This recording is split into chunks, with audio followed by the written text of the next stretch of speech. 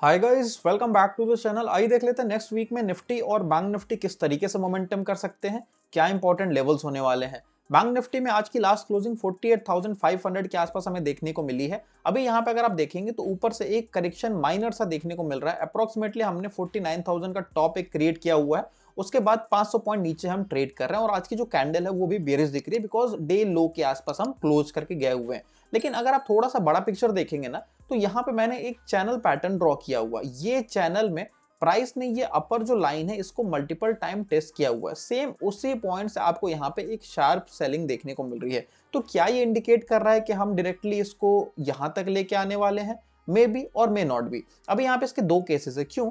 क्योंकि यहाँ पे ना अगर आप ध्यान से देखेंगे तो ये एक लाइन मैंने ड्रॉ कर रखी है रेजिस्टेंस की। इसका लेवल है 48,530। कौन सा लेवल है ये? प्राइस प्रीवियस टाइम पे अप्रोक्सीमेटली 6 मंथ अगो यहाँ पे एक ऑल टाइम हाई क्रिएट किया था। इसके बाद यहाँ पे आपको एक करेक्शन स्टार्ट हुई, जो कि करेक्शन अभी तक चल रही थी। फाइनली यहाँ पे 3 दिन पहले ये ऑल टाइम हाई ब्रेक हुआ था 48,500 का जो लेवल था। इसके बाद ब्रेक करने के बाद 3 से 4 डोजियां बन चुकी हैं। अगर आप ध्यान से देखेंगे तो प्राइस ये डायरेक्टली ऊपर गया था, उसके बाद यहाँ पे थोड़ा सा नीचे आया हुआ है, जस्ट यहाँ से 500 पॉइंट।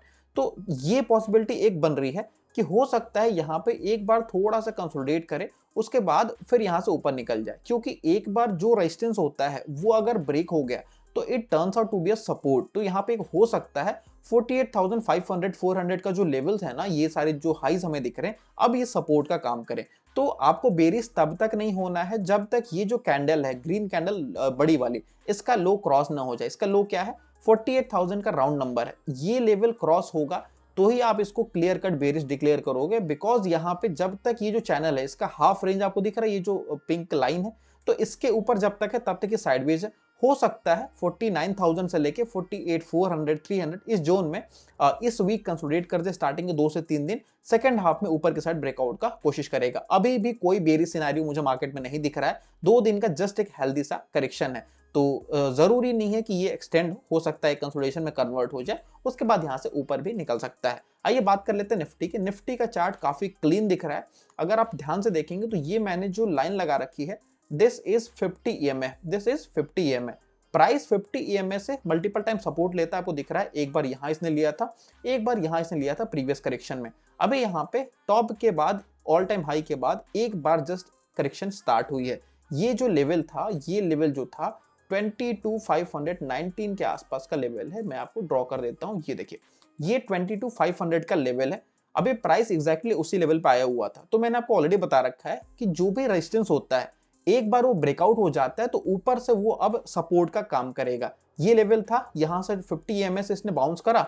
बाउंस करने के बाद यहाँ पे एक कंसोलिडेशन किया, कंसोलिडेशन के बाद ये ऊपर निकल गया। अभी ऊपर निकलने के बाद आपको दिख रहा है कि प्राइस वापस से सेम लेवल पे टेस्ट करने आया हुआ है। तो यहां से दो पॉसिबिलिटी हो सकती है, या तो ये लेवल ये ब्रेक करेगा और वापस से जो 50 EMA है इसको ये हो सकता है कि टेस्ट करने आ जाए, दैट इज नॉर्मल, ये हो सकता है।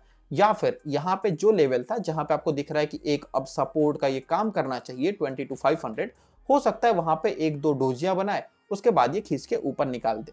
तो निफ्टी के लिए 22,500 की लेवल है। की लेवल एज इन इसके ऊपर बुलिश, इसके नीचे बेयरिश।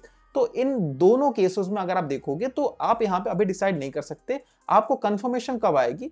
बुलिश का कंफर्मेशन तब आएगा जब आज की जो कैंडल है उसका हाई क्रॉस होगा। हाई कितना है? 22,650। यहां से 120 130 पॉइंट ऊपर अगर ये निकल जाता है, टुडेज हाई ये कैंसिल हो जाता है, देन आपको एक लॉन्ग अपॉर्चुनिटी मिलेगी जो कि इसको लेके जाएगा 23,000 तक।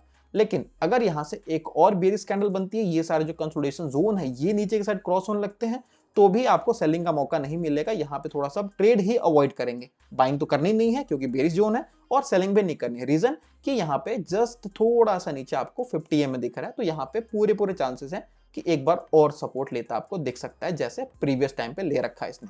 ठीक है, तो दोनों चार्ट मुझे साइडवेज टू बुलिश ही दिख रहे हैं फिलहाल के लिए। हो सकता है स्टार्टिंग के 3-4 दिन कंसोलिडेट कर जाए, तो थोड़ा सा कोशिश रह के ट्रेड करेंगे। आई होप आपको चीजें क्लियर हो गई होंगी। वीडियो पसंद है वीडियो को लाइक कीजिए। That's it for today. मिलता है नेक्स्ट वीडियो में। Till then bye and thanks for watching.